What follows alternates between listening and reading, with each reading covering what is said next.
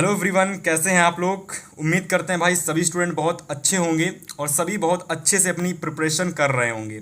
और जायज़ सी बात है भाई, सभी स्टूडेंट को अपनी तैयारी करते रहना है क्योंकि आप सभी का जो बोर्ड एग्ज़ाम है भाई वो फरवरी में होने वाला है। तो देखिए, जितने भी स्टूडेंट हमारे क्लास 10 के हैं उन सभी स्टूडेंट्स के लिए यहाँ पर हम चैप्टर 1 से लगाकर चैप्टर 14 तक, यानी चैप्टर 1 से लगाकर चैप्टर 14 तक जितने भी आपके क्वेश्चंस हैं, किसके, तो बात कर रहे हैं हम यहाँ पर सामाजिक विज्ञान के, यानी सोशल साइंस के। ठीक है, यानी पूरी सामाजिक विज्ञान यानी कंप्लीट जो हमारी सोशल साइंस है, इसके जितने भी आपके इंपॉर्टेंट क्वेश्चन बनते हैं और जितने भी क्वेश्चंस अभी तक प्रीवियस ईयर में आपके पूछे जा चुके हैं, वह सारे क्वेश्चंस आपको यहाँ पर देखने को मिलने वाले हैं। अगर मैं बात करता हूँ, कोई भी स्टूडेंट इस वीडियो को कंप्लीट देख लेता है, एकदम शुरू से लगा करके एकदम लास्ट तक देखता है, तो मेक श्योर यहाँ पर मैं जो भी क्वेश्चंस कराने वाला हूँ, इस वीडियो को देखने के बाद आपके सामाजिक विज्ञान यानी सोशल साइंस के कंप्लीट क्वेश्चंस यहाँ पर आपको देखने को मिलने वाले हैं। तो जितने भी आपके क्वेश्चंस थे उसमें लगभग 60 क्वेश्चंस मैंने ऐसे ढूंढे हैं जो कि लगभग हर साल बोर्ड एग्ज़ाम में रिपीट होते हैं। और कोई भी स्टूडेंट अगर इन क्वेश्चंस को तैयार करता है तो डेफिनेटली आपके वह क्वेश्चंस तैयार हो जाएंगे जो लगभग हर साल आपके पेपर में आते हैं। तो चलिए, सबसे पहले हम स्टार्ट करते हैं। पहले क्वेश्चंस थे, यानी हमारा पहला क्वेश्चंस कौन सा होने वाला है, और सारे क्वेश्चंस को आपको मेक श्योर नोट करके चलना है क्योंकि यही सारे क्वेश्चंस आपको आगे चल के बोर्ड एग्जाम से पहले रिवीजन करके भाई जाने हैं। ठीक है, तो चलिए सबसे पहले क्वेश्चंस की अगर मैं बात करता हूँ, यानी प्रश्न नंबर फर्स्ट की, यानी हमारा प्रश्न नंबर फर्स्ट क्या रहने वाला है। तो क्वेश्चन हमारा फर्स्ट है कि यंग इटली सोसाइटी का संस्थापक कौन था।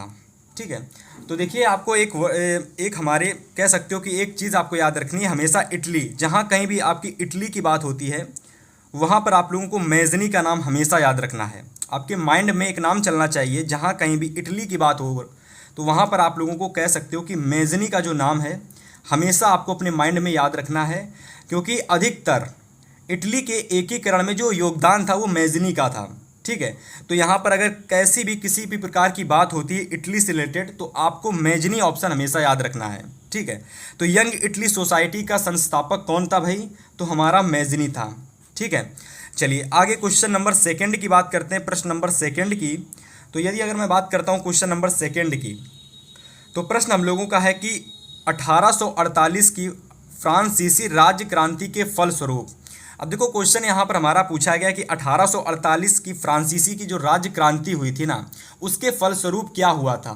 ठीक है, तो देखो यहाँ पर हमारे चार ऑप्शन दे रखे हैं कि भाई जो 1848 की हमारी फ्रांसीसी क्रांति हुई थी उसके पश्चात निरंकुश राजतंत्र की स्थापना हुई थी, या फिर सीमित राजतंत्र की स्थापना हुई थी, या फिर कह सकते हो सैन्य शासन की स्थापना हुई थी, या फिर गणतंत्र की स्थापना हुई थी।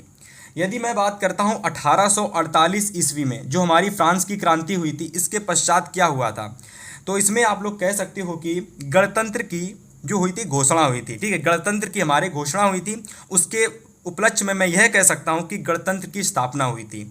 ठीक है, तो यहाँ पर ऑप्शन नंबर हमारा जो 4 है ये बिल्कुल आपका सही ऑप्शन हो जाएगा, यानी 1848 ईस्वी की जो फ्रांसीसी की राज्य क्रांति हुई थी ना, इसके पश्चात फ्रांस में गणतंत्र की घोषणा कर दी गई थी। ठीक है, तो ऑप्शन नंबर यहाँ पर हमारा 4 बिल्कुल सही हो जाएगा।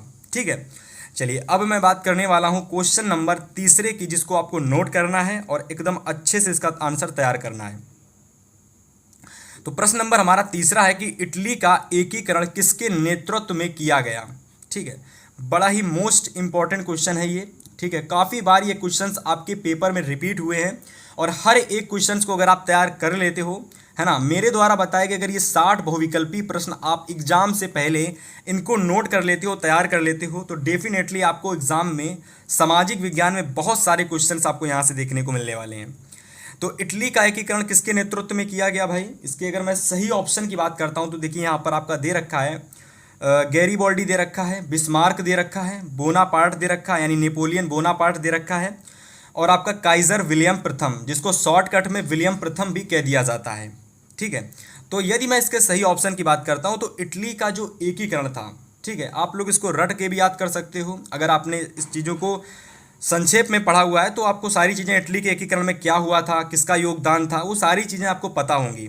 लेकिन यहाँ पर हम एमसीक्यू को पढ़ रहे हैं तो मेक श्योर आप इसको रट भी सकते हो। मेरा मेरा मतलब ये है कि आपको कैसे भी करके इन क्वेश्चंस को भाई तैयार करना है, ठीक है। तो इटली का जो एकीकरण हुआ था वो किसके नेतृत्व में हुआ था? तो वो जूसेपे गैरिबाल्डी के नेतृत्व में हुआ था, ठीक है। तो यहाँ पर हमारा जो ऑप्शन नंबर फर्स्ट है इसको आप बिल्कुल सही कर लेंगे, यानी ऑप्शन नंबर फर्स्ट को आप बिल्कुल सही टिक लगा देंगे, ठीक है। चलिए आगे बात करने वाले हैं। आगे के जितने भी हमारे महत्वपूर्ण प्रश्न हैं उन सभी को हम आपके सामने प्रस्तुत करेंगे और सभी को आपको नोट करते चलना है। चलिए क्वेश्चन नंबर अगर मैं 4 की बात करता हूं, यानी हमारे प्रश्न नंबर 4 की, तो देखिए यहाँ पर लगभग मैंने जितने भी क्वेश्चंस लिए मैं आपको एक बार डिस्कस कर देता हूं। यहाँ पर आपके जितने भी क्वेश्चंस मैंने लिए हैं ये आपके हिस्ट्री के क्वेश्चंस यहाँ पर आपको देखने को मिलेंगे, सारे के सारे हिस्ट्री के क्वेश्चंस, ठीक है। आपको यहाँ पर जियोग्राफी के क्वेश्चंस देखने को मिलेंगे, ठीक है। यहाँ पर आपको इकोनॉमिक्स के क्वेश्चंस देखने को मिलेंगे, ठीक है। यहाँ पर आपको भाई साहब सिविक्स के जितने भी आपके क्वेश्चंस हैं वो सारे क्वेश्चंस आपको देखने को मिलेंगे। यानी हिंदी में अगर मैं बात करता हूँ तो भाई साहब इतिहास, भूगोल, नागरिक शास्त्र और आप लोग कह सकते हो कि अर्थशास्त्र के सारे क्वेश्चंस यहाँ पर आपको देखने को मिलने वाले हैं, ठीक है। तो क्वेश्चन नंबर 4 हमारा है कि नेपोलियन का संबंध किस देश से था, ठीक है। काफ़ी महत्वपूर्ण प्रश्न, इसको नोट कर लेना कि नेपोलियन का जो संबंध था वो किस देश से था, ठीक है। ऐसे में केवल आपको एक ऑप्शन याद रखना है, फ्रांस। क्या याद रखना है? फ्रांस। यानी फ्रांस जो हमारा देश था इसका संबंध किससे था, यानी नेपोलियन जो था वो किस देश से संबंधित था, तो वो फ्रांस से था, ठीक है। चलिए याद कर लीजिए। क्वेश्चन नंबर 5 को देखिए आप लोग।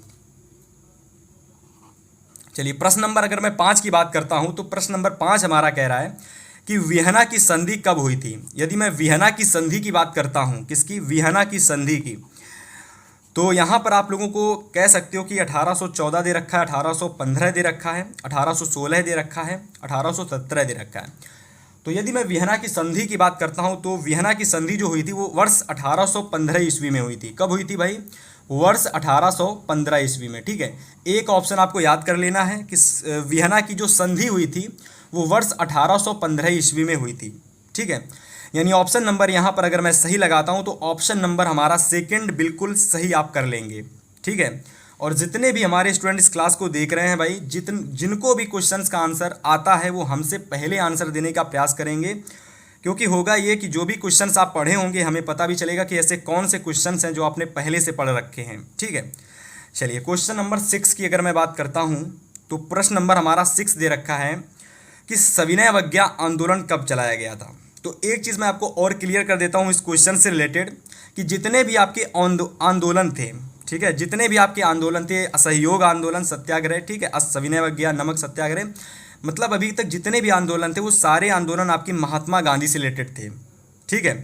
तो वह तो मैंने एक अलग से आपको जानकारी दे दी, लेकिन अगर मैं क्वेश्चंस की बात करता हूँ कि सविनय अवज्ञा आंदोलन चलाया कब गया था, तो भाई ये आप लोगों का चलाया गया था वर्ष, कह सकते हो वर्ष 1930 ईस्वी में, ठीक है। वर्ष 1930 यानी 1930 में हमारा सविनय अवज्ञा आंदोलन जो था वो चलाया गया था, ठीक है। सभी विद्यार्थी क्वेश्चंस को नोट कर लेंगे और जिनको भी आंसर हमसे पहले पता है वो आंसर देना के भाई प्रयास जरूर करेंगे, ठीक है। चलिए क्वेश्चन नंबर 7 की मैं बात करता हूँ, यानी हमारा अगला क्वेश्चन, ठीक है।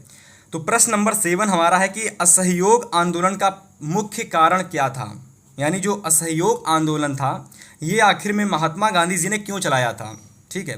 क्योंकि जितने भी आंदोलन महात्मा गांधी जी ने चलाए थे उनके पीछे कुछ ना कुछ कारण था, ठीक है। तो वह सारी चीज़ें हम यहाँ पर डिस्कस करेंगे, ठीक है। तो जैसे कि एक क्वेश्चन हमारा है कि असहयोग आंदोलन चलाने का मुख्य कारण क्या था, ठीक है। तो ऑप्शन देखिए यहाँ पर हमारे दे रखे हैं, रॉलेट एक्ट, प्रथम विश्व युद्ध और खिलाफत आंदोलन और चौरी चौरा की घटना, ठीक है।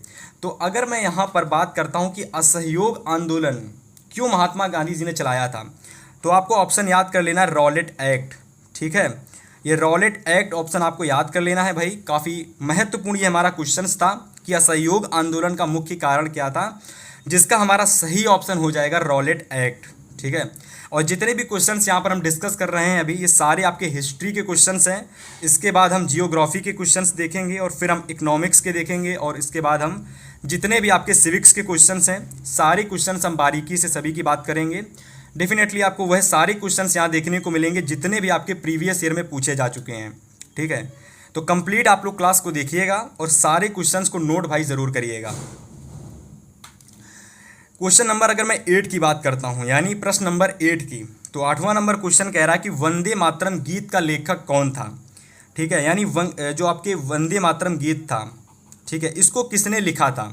बहुत ही ज़्यादा सरल और बहुत ही ज़्यादा इजी क्वेश्चन है। हर बार की तरह एक ऐसा क्वेश्चन मैं हर बार क्लास में लेता हूं जिसका आंसर मैं आपसे कमेंट बॉक्स में पूछता हूं। ठीक है, और जितना हो सके आप ज़्यादा से ज़्यादा अपने मित्रों तक इस क्लास को शेयर करिएगा। जो भी आपके मित्र आपके क्लास में हैं, सहपाठी हैं, उन तक ये क्लास आप ज़रूर शेयर करेंगे भाई। ठीक है, तो वंदे मातरम गीत का लेखक कौन था।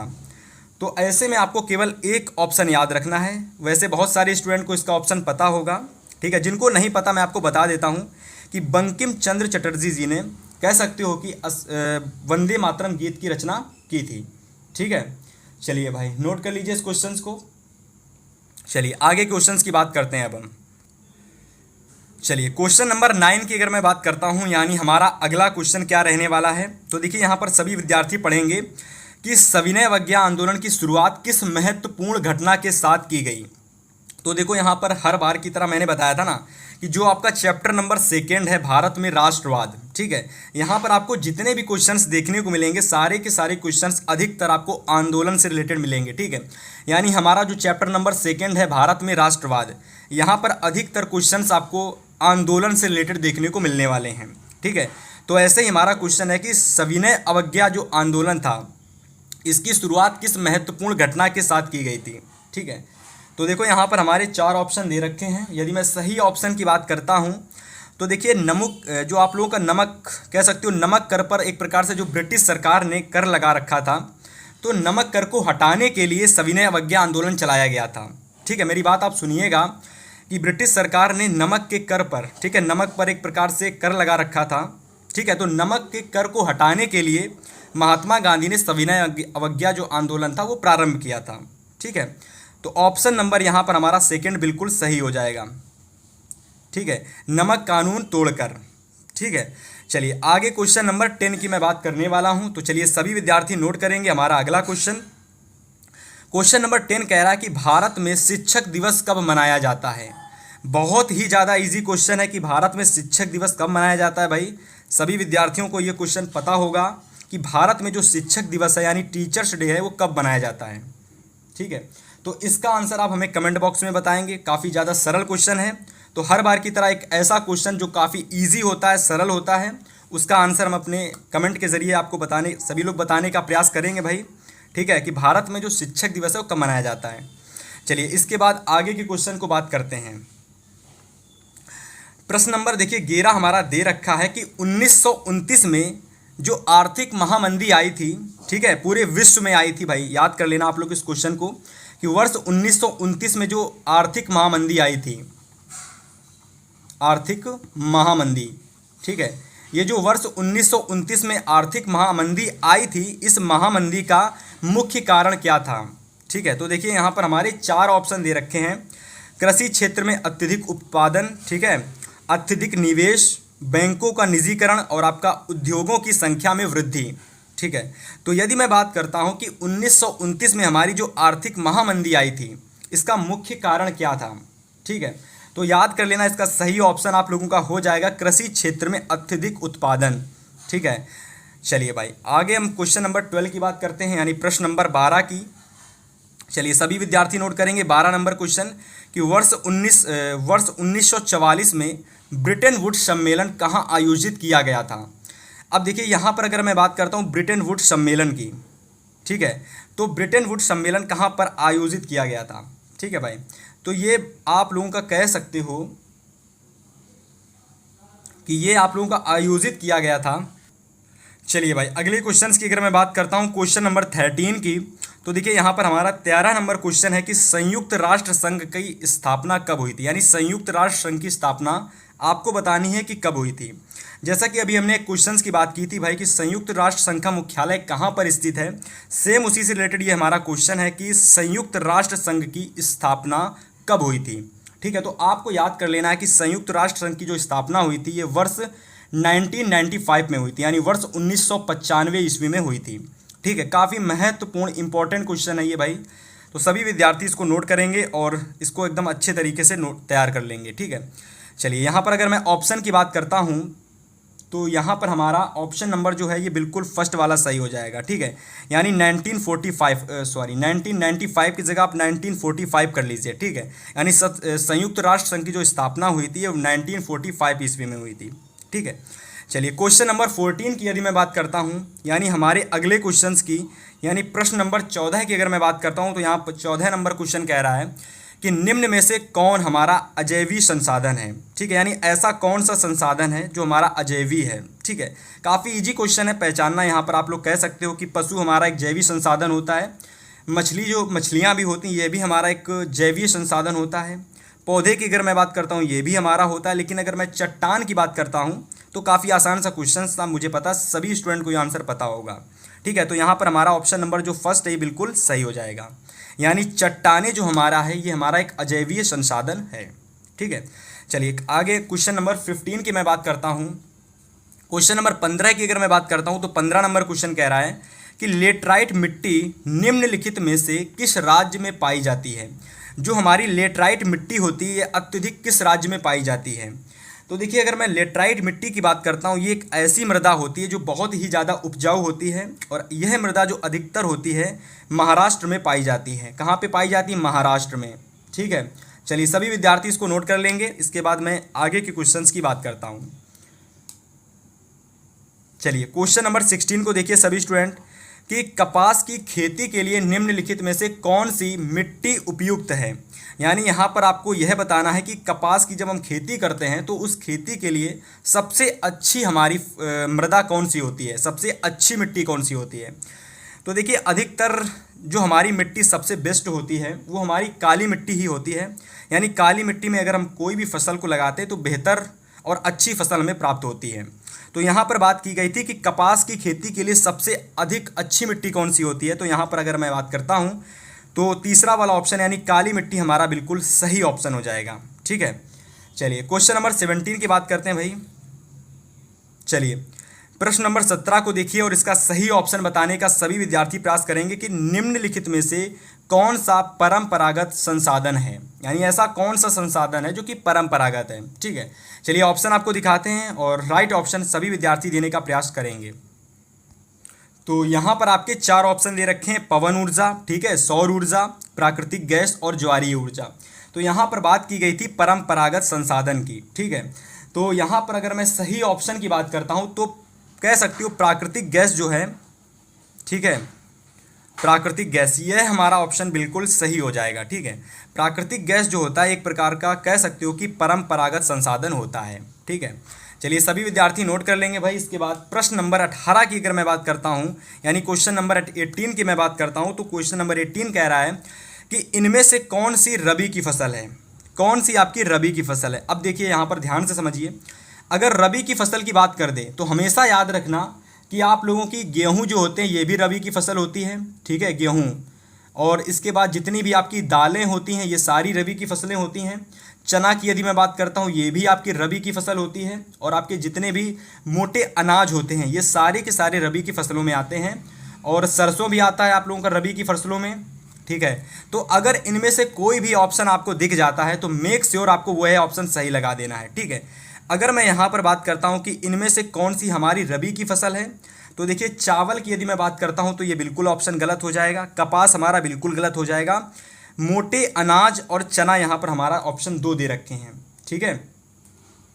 तो यहाँ पर अगर मैं बात करता हूँ कि रबी की फसल हमारी कौन सी होगी, ठीक है, तो यहाँ पर हमारी जो सही ऑप्शन निकलेगा यहाँ से अगर मैं बात करता हूँ तो ऑप्शन नंबर भाई सभी विद्यार्थी सेकंड को सही लगाएंगे। और अब कहेंगे कि सर आपने तो चावल को काट दिया था, लेकिन यहाँ पर देखिएगा होता यह है कि कभी कभी ऐसी फसलें आ जाती हैं बहुत सारी जो कि एक ही तरीके की होती हैं, लेकिन उनमें से आपको जो सबसे बेहतर रबी की फसल होती है वह टिक लगाना पड़ता है, ठीक है। तो यहाँ पर अगर मैं बात करता हूँ चावल की, तो चावल और गेहूँ ये 2 ऐसी फसलें होती हैं रबी की जो सबसे बेहतर और सबसे अत्यधिक कह सकते हो कि उपयुक्त आने वाली फसलें होती हैं, ठीक है। आप देख सकते हो कि चावल का हम लोग कितना ज़्यादा इस्तेमाल करते हैं, गेहूं कितने ज़्यादा इस्तेमाल किया जाता है। इसी वजह से अगर यहाँ पर गेहूं आता तो मैं गेहूं को टिक लगाता, लेकिन यहाँ पर गेहूं नहीं आया है तो मैंने चावल को टिक लगाया, ठीक है। तो इस चीज़ को आप लोग सभी लोग याद रखेंगे भाई, ठीक है। चलिए क्वेश्चन नंबर अगर मैं 19 की बात करता हूँ यानी 19 नंबर क्वेश्चन की, तो यहाँ पर दे रखा है कि निम्न में से कौन सी रोपण की फसल है। यहाँ पर आपको रोपण की फसल कौन सी है आपको बताना है, ठीक है। तो रोपण की यदि मैं बात करता हूँ तो आपको हमेशा याद रखना है कि रोपण की फसल हमारी गन्ना होती है, ठीक है। यानी गन्ना जो होती है यह हमारी एक रोपण की फसल होती है, ठीक है। चलिए क्वेश्चन नंबर 20 को नोट करेंगे सभी स्टूडेंट। चलिए 20 नंबर क्वेश्चन को नोट करेंगे सभी विद्यार्थी कि रबी की फसलों को बोने का समय क्या होता है। रबी की जो फसलें होती हैं इसको बोने का समय क्या होता है। तो अक्टूबर दिसंबर दे रखा है, मार्च अप्रैल दे रखा है, जून जुलाई दे रखा है और अगस्त सितंबर दे रखा है। यदि मैं रबी की फसलों को बोने के सही समय की बात करता हूं तो जितने भी विद्यार्थी गांव से आते होंगे उनको पता होगा कि जो हमारी गेहूं होते हैं उनको कब लगाया जाता है और जो हमारे चावल की फसल होती है इसको कब लगाया जाता है, ठीक है। यदि मैं रबी की फसलों को बोने का समय बताता हूं तो आपको याद रखना है गेहूं कि गेहूं हमारे किस महीने में लगाए जाते हैं। तो हमेशा याद रखना कि अक्टूबर और जो दिसंबर का माह होता है इसमें हमारी रबी की फसलें बोई जाती हैं, ठीक है। चलिए भाई अगले क्वेश्चन नंबर 21 को नोट करेंगे सभी स्टूडेंट। 21 नंबर क्वेश्चन कह रहा है कि मोनाजाइट, कह रहा है कि मोनाजाइट जो रेत में जो हमारी मोनाजाइट रेत होती है, ठीक है, तो निम्नलिखित में से कौन सा खनिज पाया जाता है। तो अगर मैं मोनाजाइट रेत की बात करता हूं तो इसमें आपको बताना है कि कौन सा खनिज पाया जाता है, ठीक है। ऐसे कौन से खनिज होते हैं जो पाए जाते हैं। अब देखिए खनिजों की अगर मैं बात करता हूं तो वह सारे आपके तत्व होते हैं। जैसे अगर मैं बात करता हूं सोडियम हो गया, पोटेशियम हो गया, यूरेनियम हो गया, मैग्नीशियम हो गया, प्लेटिनम हो गया। तो ये सारे आपके खनिज लवण हैं, ठीक है, जो कि आपको कहाँ से मिलते हैं, जो कि आपको धरती के अंदर से प्राप्त होते हैं, ठीक है। अभी बात यहाँ पर हो रही कि मोनाजाइट रेत, बात हो रही मोनाजाइट रेत की कि मोनाजाइट रेत में कौन सा खनिज लवण पाया जाता है, ठीक है। तो यहाँ पर अगर मैं खनिज की बात करता हूँ तो सही ऑप्शन आपका हो जाएगा 21 नंबर का बिल्कुल सही ऑप्शन हो जाएगा मेरे हिसाब से यूरेनियम सही ऑप्शन हो जाएगा, ठीक है। तो यूरेनियम या फिर मैग्नीज में से कोई दो में से एक सही ऑप्शन होगा। तो सभी विद्यार्थी कमेंट करेंगे 21 नंबर क्वेश्चन का सही ऑप्शन क्या होने वाला है भाई, ठीक है। सभी विद्यार्थी कमेंट करके बताएंगे कि 21 नंबर क्वेश्चन का राइट ऑप्शन क्या रहने वाला है, ठीक है। चलिए आगे क्वेश्चंस की बात करते हैं। तो प्रश्न नंबर 22 यानी हमारा अगला क्वेश्चन नंबर 22 दे रखा है कि निम्नलिखित में से कौन सा उद्योग, ऐसा कौन सा उद्योग होता है भाई जो चूना पत्थर को कच्चे माल के रूप में प्रयुक्त करता है। आपको यह बताना है, काफ़ी मोस्ट इंपॉर्टेंट क्वेश्चन है। देखिए 2022 से लगाकर 2025 तक बराबर ही आपके पेपर में पूछा गया क्वेश्चन है। क्वेश्चन में बताना है कि निम्नलिखित में से कौन सा ऐसा उद्योग है, ठीक है, जो कि चूना पत्थर को कच्चे माल के रूप में प्रयुक्त करता है। तो यहाँ पर देखिए सीमेंट दे रखा है, प्लास्टिक दे रखा है, मोटर गाड़ी दे रखा है कि एल्यूमिनियम। तो देखिए यहाँ पर चूना पत्थर की यदि मैं बात करता हूँ तो सीमेंट उद्योग में चूना पत्थर का इस्तेमाल किया जाता है, ठीक है। तो यहाँ पर जो हमारा सही ऑप्शन हो जाएगा, ठीक है, सीमेंट हमारा बिल्कुल सही ऑप्शन हो जाएगा, ठीक है। चलिए क्वेश्चन नंबर 23 नोट करेंगे सभी स्टूडेंट अगले क्वेश्चंस को और यहाँ पर इसका सही ऑप्शन बताने का प्रयास करेंगे। प्रश्न है कि निम्नलिखित में से कौन सा आधारभूत उद्योग का उदाहरण है। यानी आपको यह बताना है कि ऐसा कौन सा उद्योग है जो कि कह सकते हो सबसे पहले आधारभूत होता है। आधारभूत का मतलब क्या होता है, जैसे कि जब आप घर बनवाते हो ना तो घर का ढांचा बनवाने में जितना आप समय लगाते हो वो आधारभूत होता है। तो ऐसा कौन सा उद्योग है जो कि कह सकते हो कि हर एक उद्योग में प्रयुक्त किया जाता है। तो यहाँ पर हमारा सही ऑप्शन हो जाएगा लोहा इस्पात। यानी लोहा इस्पात का लगभग हर एक उद्योग को बनाने में कच्चे माल के रूप में उसका प्रयुक्त करते हैं भाई, ठीक है। इस प्रश्न को सभी स्टूडेंट नोट कर लेंगे, काफ़ी बार ये क्वेश्चन आपके पेपर में आया हुआ है, ठीक है। चलिए क्वेश्चन नंबर 24 को नोट करेंगे सभी स्टूडेंट अगले क्वेश्चंस को। तो यदि मैं क्वेश्चन नंबर 24 की बात करता हूं तो प्रश्न है कि भारत का अधिकांश विदेशी व्यापार होता है। तो भारत में जितना भी आपका अधिकतर विदेशी व्यापार होता है वो किसके द्वारा होता है, ठीक है। समुद्री मार्ग द्वारा होता है कि सड़क मार्ग द्वारा होता है कि रेल मार्ग द्वारा होता है कि वायु मार्ग द्वारा होता है। काफ़ी बार ये क्वेश्चन आपके पेपर में आया है कि अधिकतर जो भारत में अधिकांश विदेशी व्यापार होता है यानी एक देश से जो दूसरे देश में कह सकते हो चीज़ों का आदान प्रदान होता है उसी को हम लोग विदेशी व्यापार कहते हैं। तो अधिकतर जो भारत में विदेशी व्यापार होता है वो किसके द्वारा होता है, ठीक है। तो यहाँ पर अगर मैं सही ऑप्शन को टिक लगाऊंगा तो सड़क मार्ग द्वारा। किसके द्वारा, सड़क मार्ग द्वारा, ठीक है। चलिए अगले क्वेश्चन नंबर 25 को नोट करेंगे सभी स्टूडेंट कि भारत में वायु परिवहन का राष्ट्रीयकरण, ठीक है, भारत में जो वायु परिवहन था इसका राष्ट्रीयकरण कब किया गया था, ठीक है, यानी भारत में सबसे पहले जो कह सकते हो हवाई जहाज़ चलाने की जो केक कटिंग हुई थी ना, वो कब हुई थी। तो यहाँ पर हमारा सही ऑप्शन क्या रहने वाला है भाई, अगर मैं यहाँ पर सही ऑप्शन की बात करता हूँ तो यहाँ पर हमारा सही ऑप्शन हो जाएगा कि वायु परिवहन का जो राष्ट्रीयकरण हुआ था वो वर्ष 1953 ईस्वी में हुआ था। कब हुआ था, वर्ष 1953 ईस्वी में।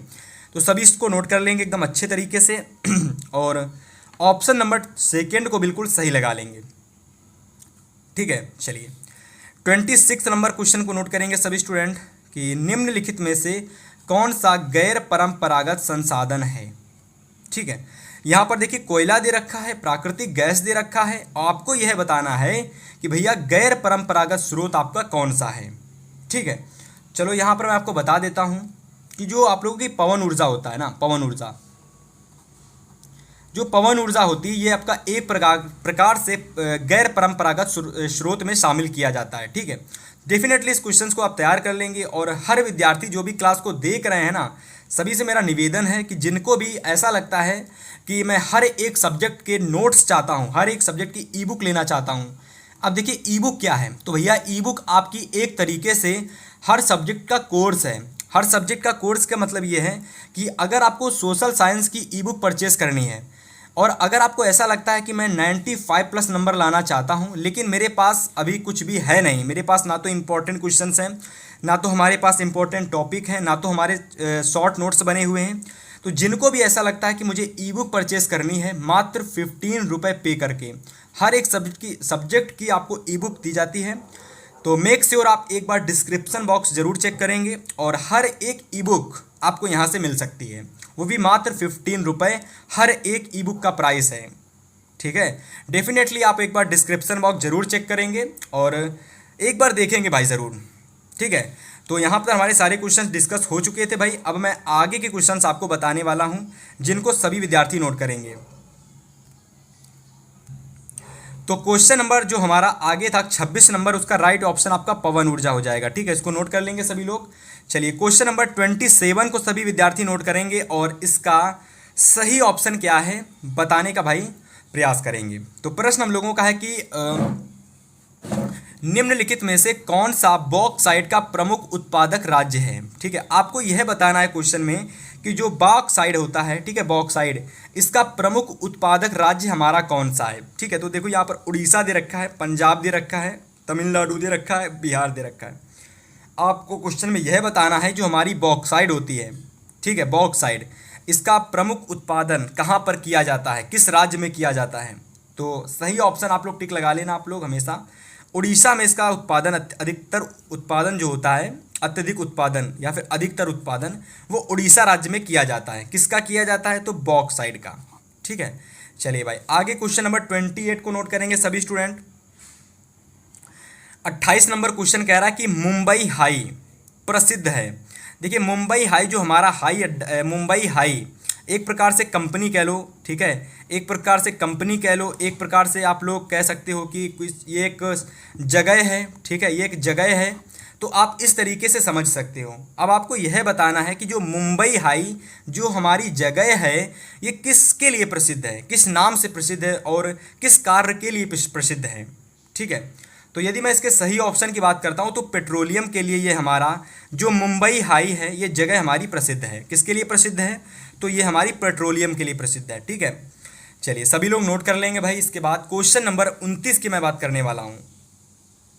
चलिए क्वेश्चन नंबर 29 की बात करेंगे और जितनों ने भी इस क्लास को शुरू से लगा करके एकदम लास्ट तक देख लिया, हर एक प्रश्न को नोट कर लिया और साथ ही साथ तैयार कर लिया, डेफिनेटली आप लोग 20 में 20 नंबर पूरा पक्का कर सकते हो, क्योंकि यहाँ पर मैंने वह सारे क्वेश्चंस लिए हैं जो कि अभी तक आपके प्रीवियस ईयर में सारे पूछे जा चुके हैं और ऐसे क्वेश्चंस हैं जो लगभग हर साल 3 से 4 बार पेपर में आए हुए हैं, ठीक है।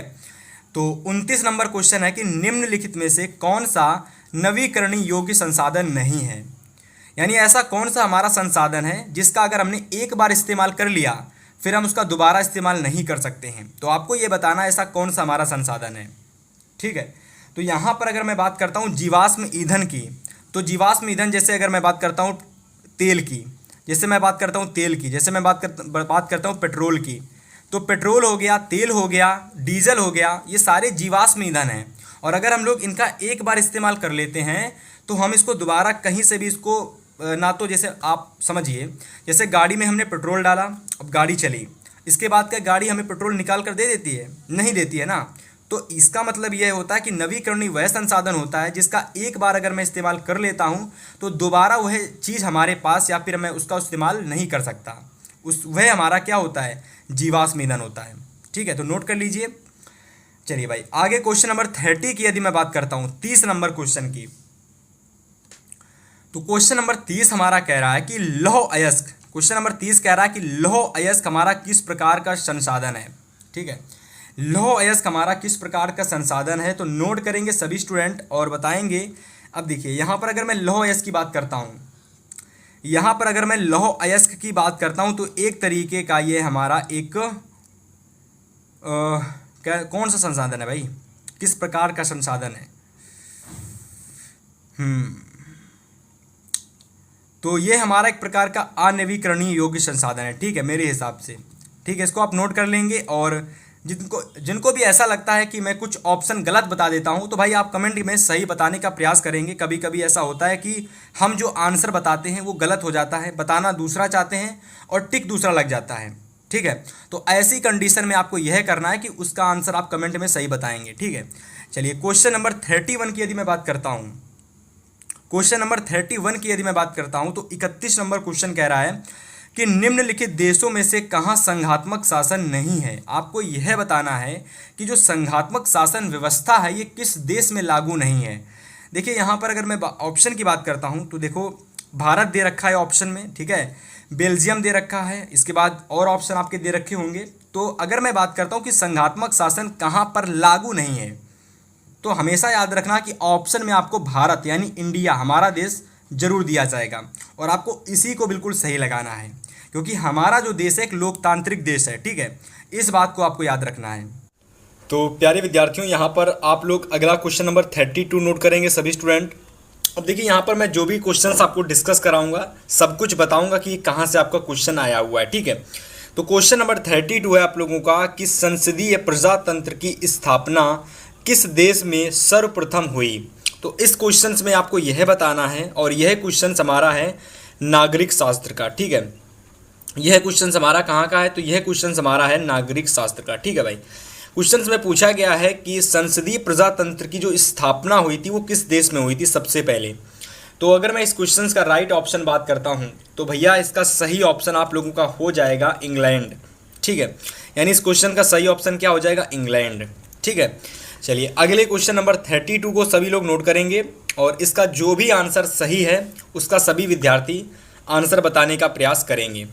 क्वेश्चन नंबर 3 है हम लोगों का कि विभिन्न स्तरों पर सत्ता का, तो यहाँ आप लोग सत्ता कर लीजिए। ठीक है, सत्ता कर लीजिएगा, यहाँ पर सत्ता होगा। ठीक है, तो विभिन्न स्तरों पर जो सत्ता का बंटवारा होता है वो क्या कहलाता है। ठीक है, तो यहाँ पर अगर मैं सही ऑप्शन की बात करता हूँ तो यहाँ पर आपका सही ऑप्शन हो जाएगा सामुदायिक सरकार। ठीक है, जब हम लोग क्या करते हैं कि विभिन्न स्तरों पर सत्ता के बंटवारे करते हैं तो ऐसे में हम लोग सामुदायिक सरकार बनाने का प्रयास करते हैं। ठीक है, तो इस क्वेश्चन को आप नोट कर लीजिए भाई। इसके बाद नोट करिए क्वेश्चन नंबर 34, और आज की इस क्लास के अंदर हम टोटल 60 क्वेश्चन डिस्कस करने वाले हैं। ठीक है, ये हमारे 60 क्वेश्चंस ऐसे क्वेश्चंस होंगे जो लगभग हर साल आपके पेपर में आते हैं। ठीक है, तो 34 नंबर क्वेश्चन है कि निम्नलिखित में से कौन सा संघीय सूची का विषय है। सभी स्टूडेंट इसका आंसर बताने का प्रयास करेंगे कि इसमें हमारा संघीय सूची का विषय कौन सा है। देखो, यहाँ पर व्यापार दे रखा है, कृषि दे रखा है, शिक्षा दे रखा है और आपका रक्षा दे रखा है। यदि मैं बात करता हूँ यहाँ पर कि संघीय सूची का हमारा जो विषय है, आपको याद रख लेना हमेशा, अगर आपका शिक्षा दे रखा है ऑप्शन में। ठीक है, यदि ऑप्शन में शिक्षा दे रखा है तो आपको इसको टिक लगा देना है, अदरवाइज शिक्षा की जगह अगर और कुछ दे रखा है तो आपको उसको टिक लगाना है। यहाँ पर अगर मैं बात करता हूँ तो यहाँ पर हमारा शिक्षा दे रखा है, तो इसका बिल्कुल सही ऑप्शन क्या हो जाएगा? शिक्षा जो है इसका बिल्कुल आप लोगों का सही ऑप्शन हो जाने वाला है। ठीक है, चलिए भाई इसको नोट करेंगे सभी विद्यार्थी। इसके बाद अगले क्वेश्चन नंबर 35 की बात करते हैं। ठीक है। चलिए क्वेश्चन नंबर 35 है कि संघात्मक शासन प्रणाली में अधिकारों का विभाजन होता है। तो आप लोगों की जो संघात्मक शासन प्रणाली है, यदि मैं संघात्मक शासन प्रणाली की बात करता हूं तो पूछा गया है कि यहाँ पर अधिकारों का जो विभाजन है वो किस प्रकार से या फिर किस चीज़ के तहत किया जाता है, किन चीज़ों के बीच में होता है। तो ऑप्शन में केंद्र एवं राज्य के मध्य में होता है, ठीक है, संघात्मक शासन प्रणाली का जो विभाजन है, या फिर व्यवस्थापिका और कार्यपालिका के मध्य में होता है, या फिर अगर मैं बात करता हूँ ऑप्शन नंबर 3 की, यानी व्यवस्थापिका एवं न्यायपालिका के मध्य में होता है, या फिर राज्य एवं अन्य राज्यों के बीच में होता है। तो ऑप्शन नंबर 4 था राज्य एवं अन्य राज्यों के बीच में। तो यहाँ पर अगर मैं सही ऑप्शन की बात करता हूँ तो केंद्र एवं राज्यों के बीच में क्या होता है भाई, संघात्मक सारणी, जो हमारी संघात्मक शासन प्रणाली होती है ना, तो जो केंद्र होता है और जो राज्य होता है इसके विभाजन में मतलब इसमें चीज़ें बटी हुई होती हैं। केंद्र की जो भी चीज़ें हैं कुछ अलग लोग रखेंगे, राज्यों की कुछ चीज़ें अलग लोग संभालेंगे, ठीक है। तो संघात्मक शासन प्रणाली का जो विभाजन है वो किसके आधार पर किया गया था, केंद्र एवं राज्य के मध्य में, ठीक है। ऑप्शन नंबर जो फर्स्ट है हमारा बिल्कुल सही हो जाएगा, ठीक है। नोट कर लीजिए इस क्वेश्चंस को। इसके बाद मैं आगे के सारे महत्वपूर्ण क्वेश्चंस आपके सामने प्रस्तुत करने वाला हूं। चलिए भाई, यहाँ पर आप लोग अगला क्वेश्चन नंबर 36 नोट करेंगे भाई सभी विद्यार्थी। और हर एक क्वेश्चन जो भी मैं डिस्कस करता हूँ मैं आपको बता दूँ सारे क्वेश्चंस आपके पेपर में भाई कभी ना कभी जरूर पूछे गए। यानी ये ऐसे क्वेश्चंस हैं कि अगर कोई स्टूडेंट एक बार पूरी क्लास को देख लेता है, डेफिनेटली मैं कह सकता हूँ कि सामाजिक विज्ञान के ऐसे क्वेश्चंस हैं ये जो कि अभी तक प्रीवियस ईयर में बहुत बार पूछे जा चुके हैं, ठीक है। तो इस कंप्लीट क्लास को यदि आप देख लेते हो तो मैं गारंटी के साथ कह सकता हूं कि 20 में कम से कम आपको 15 से 16 क्वेश्चंस यहां से देखने को मिलेंगे, ठीक है। तो क्वेश्चन नंबर 36 की यदि मैं बात करता हूं तो क्वेश्चन नंबर हमारा 36 दे रखा है कि निम्नलिखित में कौन सा विषय जो है आप लोगों का राज्य सूची में नहीं है। अगर मैं बात करता हूं कि कौन सा विषय हमारा राज्य सूची में नहीं है तो इसके लिए तो आपको याद करना पड़ेगा कि कौन से हमारे विषय जो होते हैं वो राज्य सूची में आते हैं। लेकिन अगर मैं इस क्वेश्चंस की बात करता हूं, क्योंकि यह क्वेश्चंस हमारा बहुत बार पेपर में आया हुआ है, ठीक है। तो यहां पर देखो पुलिस दे रखा है, मुद्रा दे रखा है, ऑप्शन में सिंचाई और कृषि दे रखा है। यदि मैं बात करता हूं इसके सही ऑप्शन की तो मुद्रा जो हम लोगों का है ये आपका राज्य सूची में शामिल नहीं किया जाता है, ठीक है भाई।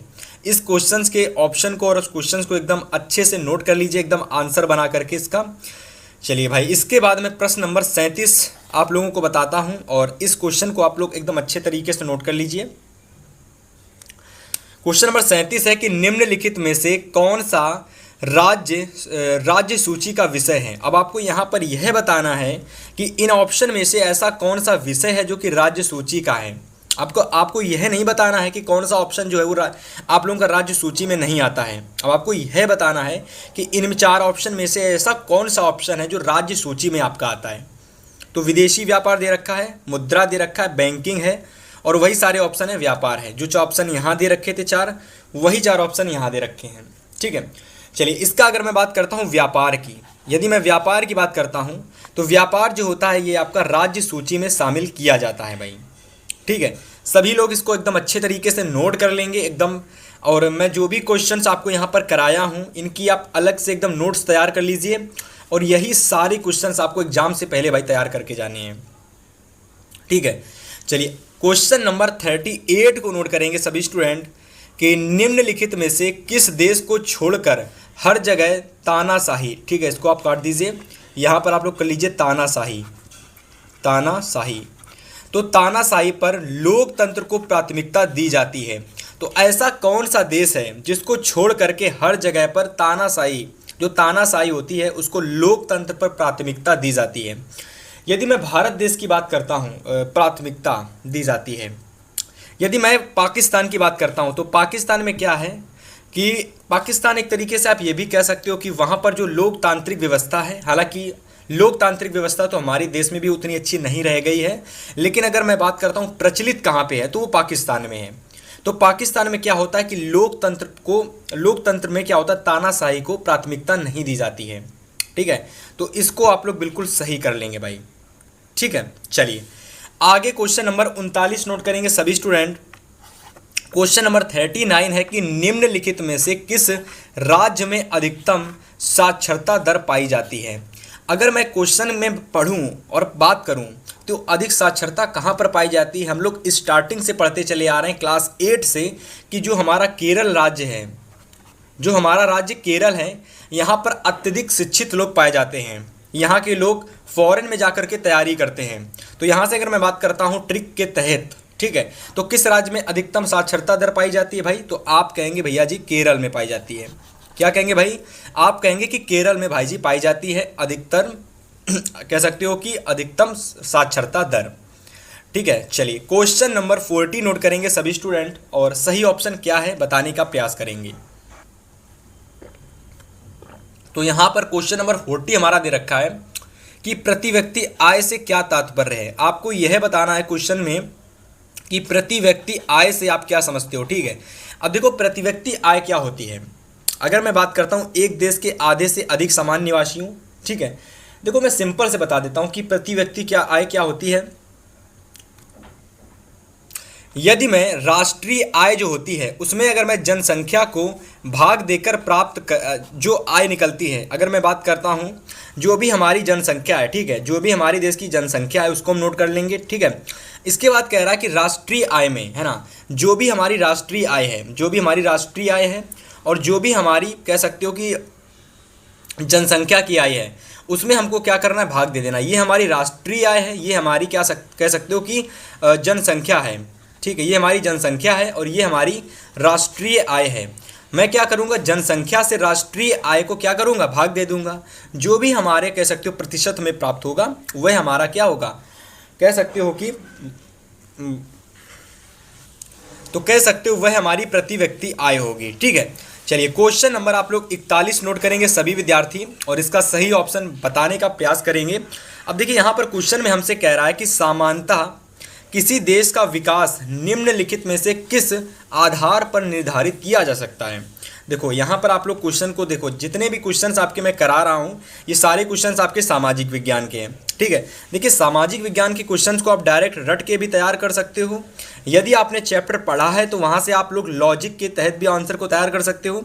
लेकिन मेरे हिसाब से बहुत सारे ऐसे स्टूडेंट होंगे जिन्होंने अभी तक चैप्टर को पढ़ा भी नहीं होगा, तो डेफिनेटली वो सारे क्वेश्चन को बार बार तैयार करेंगे और उनको ये सारे क्वेश्चंस तैयार हो जाएंगे। ठीक है भाई, इसी वजह से मैं कहता हूँ कि जो भी मैं क्वेश्चंस कराता हूँ उनको कम से कम 1 से 2 बार आप लर्न जरूर करिएगा। ठीक है, यदि मैं इस क्वेश्चन के राइट ऑप्शन की बात करता हूँ तो यहाँ पर हमारा हो जाएगा प्रति व्यक्ति आय उपयुक्त सभी। मतलब कि किसी देश का जो विकास होता है वो प्रत्येक व्यक्ति की आय पर अगर अधिक होगी, प्रत्येक व्यक्ति अगर रोजगार, ठीक है, प्रत्येक व्यक्ति को अगर रोजगार मिलता होगा और साथ ही साथ लोगों के स्वास्थ्य अच्छे होंगे और औसत साक्षरता स्तर भी अच्छा होगा, तो अगर ये तीनों चीज़ें होती हैं तो हर एक देश का विकास संभव है। ठीक है, इसी वजह से ऑप्शन नंबर 4 यानी उपयुक्त में सभी हम लोग बिल्कुल सही टिक लगा लेंगे। ठीक है, चलिए क्वेश्चन नंबर 42 की यदि मैं बात करता हूँ, यदि मैं क्वेश्चन नंबर 42 की बात करता हूँ यानी आगे के क्वेश्चंस की, तो यहाँ पर कह रहा है कि निम्नलिखित में से कौन सी गतिविधि है वो प्राथमिक क्षेत्र के अंतर्गत आती है ना। तो यहाँ पर अगर आप देखोगे तो खनन प्रक्रिया दे रखी है, बर्तन बनाना दे रखा है, भवन निर्माण दे रखा है और आपका सिंचाई दे रखा है। हमको क्वेश्चन में यह बताना है कि ऐसी कौन सी गतिविधि है जो कि प्राथमिक क्षेत्र के अंतर्गत शामिल की जाती है। ठीक है भाई, तो यहाँ पर अगर मैं सही ऑप्शन की बात करता हूँ तो जो खनन प्रक्रिया है, जो हमारी खनन प्रक्रिया है ये हमारी कह सकती हो कि गतिविधि जो होती है प्राथमिक क्षेत्र के अंतर्गत आती है। ठीक है, सभी विद्यार्थी नोट कर लेंगे इस क्वेश्चंस को। इसके बाद आगे क्वेश्चन नंबर 43 को देखेंगे। क्वेश्चन नंबर 43 है कि निम्न में से किसी को कृषि के क्षेत्र कहते हैं। किसको, यहाँ पर कह लो किसको कृषि का क्षेत्र कहते हैं। तो यदि मैं सही ऑप्शन की बात करता हूँ यहाँ पर, तो देखो यहाँ पर आप लोगों का सही ऑप्शन हो जाएगा तृतीयक क्षेत्र। क्या सही हो जाएगा, तृतीयक क्षेत्र। यानी अगर मैं बात करता हूँ जो तृतीयक क्षेत्र होता है इसमें क्या कर सकते हैं हम लोग, कृषि को शामिल कर सकते हैं। ठीक है, तो इस प्रश्न को सभी स्टूडेंट नोट कर लेंगे भाई। इसके बाद क्वेश्चन जितने भी आगे हैं आपके सारे हम डिस्कस कराने वाले हैं। चलिए क्वेश्चन नंबर 44 को नोट करेंगे सभी स्टूडेंट। अगला क्वेश्चन है ये हमारा क्वेश्चन नंबर 44 यानी क्वेश्चन नंबर 44 कि स्वयं सहायता समूह में बचत और ऋण संबंधी अधिकतर निर्णय लिए जाते हैं। तो अगर मैं इसके सही ऑप्शन की बात करता हूं कि जो स्वयं सहायता समूह होता है उसमें जो अधिकतर जो बचत होती है और जो भी ऋण संबंधी जो अधिकार लिए जाते हैं वो किसके मध्य दिए जाते हैं, फिर किसके मध्य लिए जाते हैं, सदस्यों द्वारा लिए जाते हैं कि बैंकों द्वारा लिए जाते हैं कि गैर सरकारी संस्था द्वारा लिए जाते हैं या फिर एनओटी यानी इनमें से किसी के द्वारा नहीं। तो अगर मैं बात करता हूं कि स्वयं सहायता समूह में बचत और ऋण का जो संबंधी अधिकार होते हैं ना वो अधिकतर जो लिए जाते हैं वो इनके सदस्यों द्वारा लिए जाते हैं। किसके द्वारा लिए जाते हैं? इनके सदस्यों द्वारा लिए जाते हैं। जो हमारे बचत के जो सदस्य होते हैं, ठीक है, जो ऋण संबंधी सदस्य होते हैं, ठीक है, जितने भी हमारे स्वयं सहायता समूह में जितने भी लोग होते हैं उनके द्वारा क्या होता है, उनके ही सदस्यों द्वारा बचत और ऋण संबंधी अधिकतर जो निर्णय होते हैं वो लिए जाते हैं। ठीक है भाई, तो नोट कर लेंगे सभी क्वेश्चंस एकदम अच्छे तरीके से और तैयार भाई जरूर करेंगे। चलिए क्वेश्चन नंबर 45 नोट करेंगे सभी स्टूडेंट की, विश्व व्यापार संगठन का मुख्यालय कहाँ स्थित है? तो देखो इसका सही ऑप्शन हो जाएगा जिनेवा। जिनेवा में क्या है भाई, आपका जो मुख्यालय स्थित है कौन सा? विश्व व्यापार संगठन HDMI। ठीक है, ये हमारा कहाँ स्थित है? तो ये हमारा जिनेवा में स्थित है। ठीक है, चलिए अगले क्वेश्चन नंबर 46 को नोट करिए सभी स्टूडेंट कि भारतीय रिजर्व बैंक की जो स्थापना हुई थी वो कब हुई थी? तो यदि मैं भारतीय रिजर्व बैंक यानी RBI की बात करता हूं, यानी भारतीय रिजर्व बैंक यानी RBI की यदि मैं बात करता हूं तो इसकी स्थापना कब हुई थी?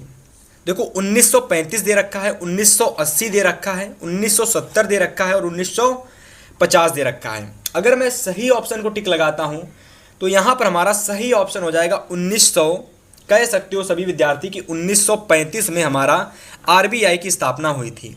ठीक है, चलिए क्वेश्चन नंबर 47 को नोट करेंगे सभी स्टूडेंट। क्वेश्चन नंबर 47 को नोट करेंगे कि भारत में उदारीकरण की शुरुआत, तो भारत में जो उदारीकरण की शुरुआत हुई थी वो कब हुई थी? तो भारत में अगर मैं उदारीकरण की शुरुआत की बात करता हूं तो आप लोगों को याद कर लेना है कि भारत में जो उदारीकरण की शुरुआत हुई थी वो वर्ष 1991 ईस्वी में हुई थी। यानी कब हुई थी? 1991 में, यानी 1991 ईस्वी में हुई थी, यानी वर्ष 1991, यानी ऑप्शन नंबर फर्स्ट हमारा बिल्कुल सही ऑप्शन हो जाएगा। ठीक है, चलिए क्वेश्चन नंबर 48 को सभी स्टूडेंट नोट करेंगे कि वह संगठन जो अंतरराष्ट्रीय स्तर पर उत्पादों के मानक तय करता है उसे कह सकते हैं। यानी वह संगठन जो अंतरराष्ट्रीय स्तर पर उत्पादों के मानक तय करता है उसे क्या कहा जाता है? तो चलिए ऑप्शन को देखते हैं और सही ऑप्शन को आपको बताते हैं। ठीक है, चलिए वैसे मैं आपको बता देता हूं जो ISO हमारी संस्था होती है, जैसे कि अभी मैंने बात की थी आपकी विश्व व्यापार संगठन, ठीक है, वैसे ही आप लोगों का एक ISO कह सकते हो एक संगठन होता है। तो उसके द्वारा क्या होता है कि अंतरराष्ट्रीय स्तर पर उत्पादों का मानक तय किया जाता है, जो हमारा ISO होता है। ठीक है, तो इस संगठन द्वारा क्या होता है कि अंतरराष्ट्रीय स्तर पर उत्पादों के मानक तय किए जाते हैं। ठीक है, ऑप्शन को देखते हैं और आपको टिक लगवाते हैं।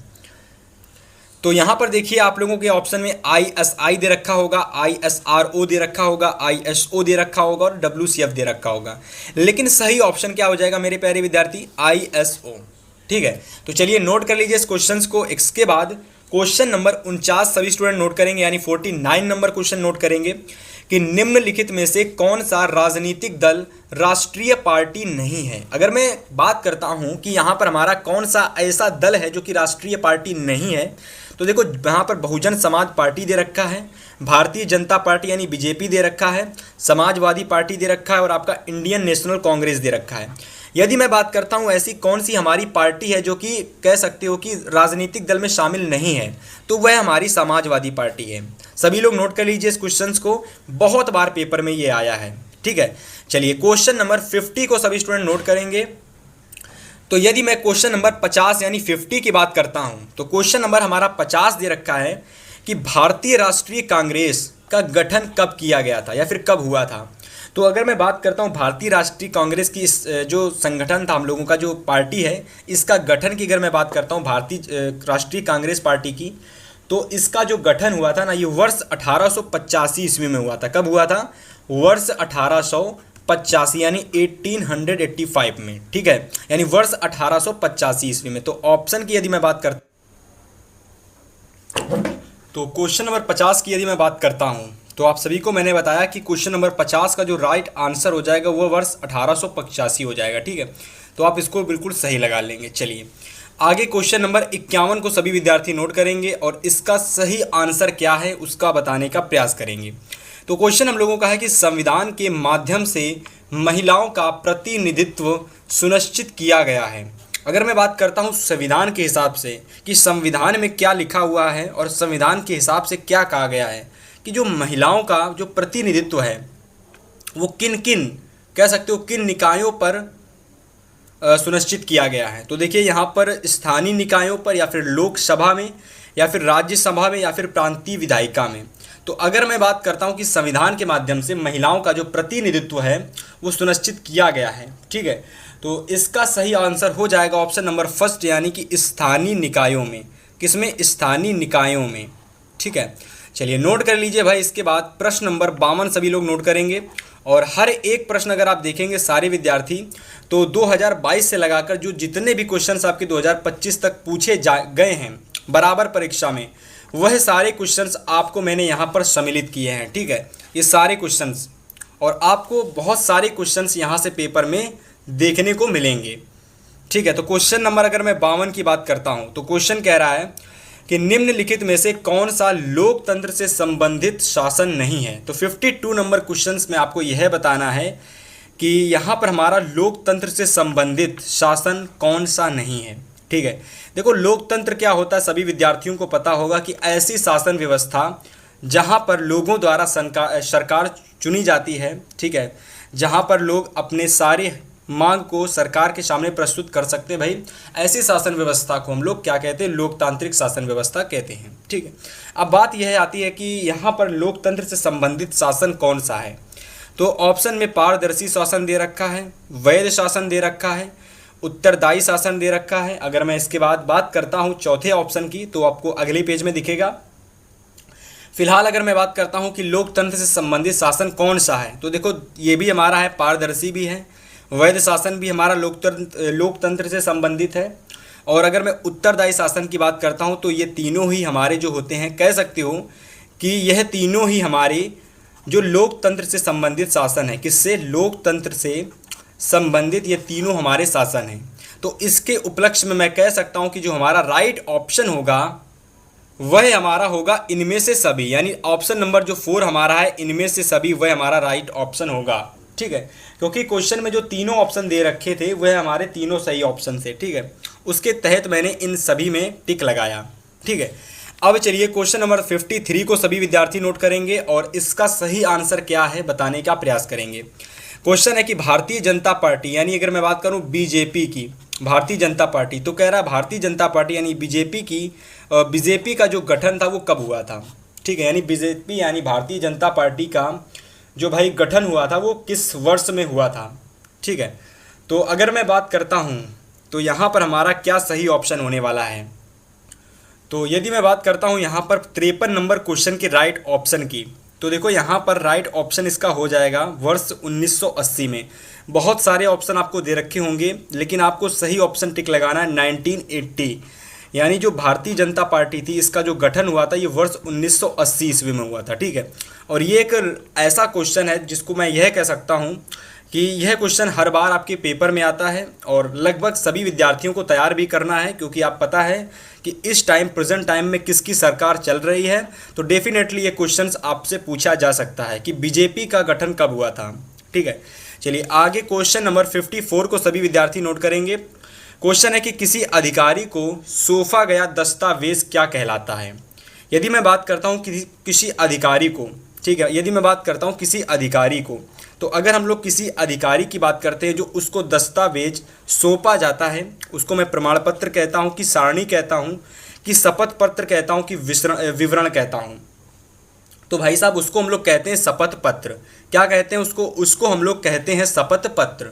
तो इसको आप लोग एकदम अच्छे तरीके से सभी स्टूडेंट नोट कर लेंगे। ठीक है भाई, चलिए अगले क्वेश्चन नंबर 55 की यदि मैं बात करता हूँ तो 55 नंबर क्वेश्चन है कि निम्नलिखित में से कौन सी संघात्मक शासन की विशेषता नहीं है। आपको इसमें यह बताना है कि संघात्मक शासन की हमारी विशेषता कौन सी नहीं है।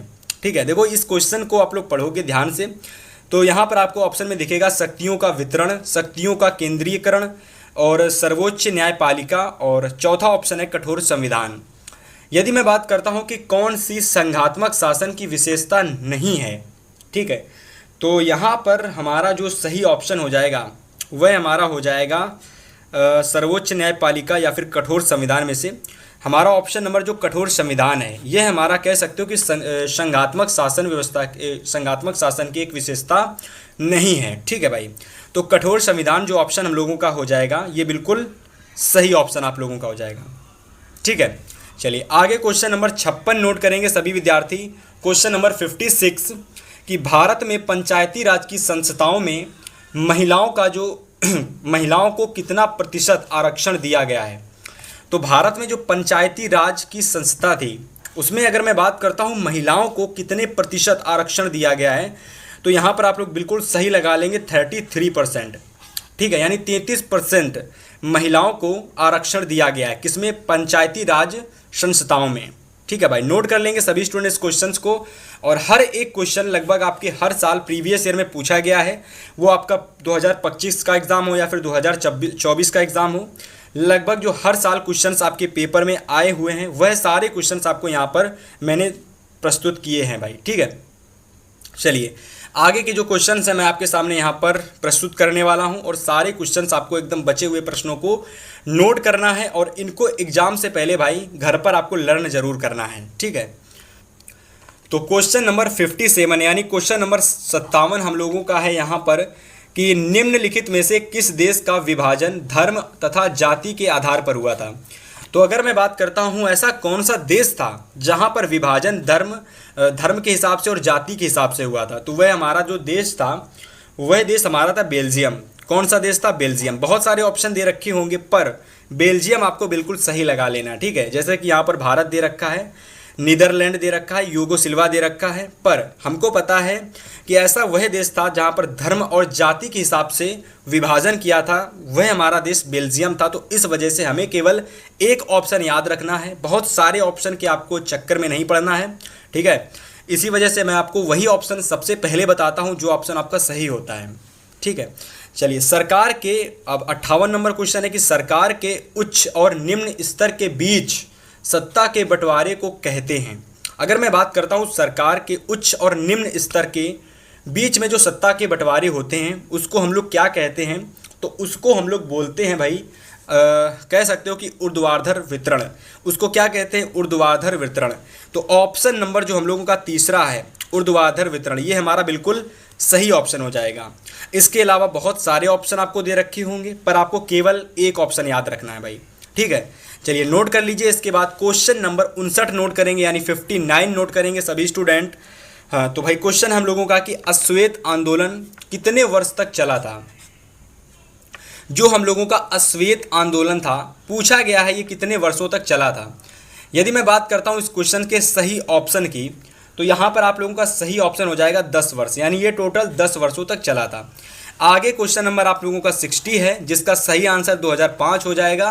और क्वेश्चन ये बहुत ज़्यादा इंपॉर्टेंट है, बहुत सरल है और बहुत इंपॉर्टेंट है कि सूचना का अधिकार अधिनियम कब लागू किया गया था। तो भैया जो सूचना का अधिकार अधिनियम था ये वर्ष 2005 में लागू किया गया था।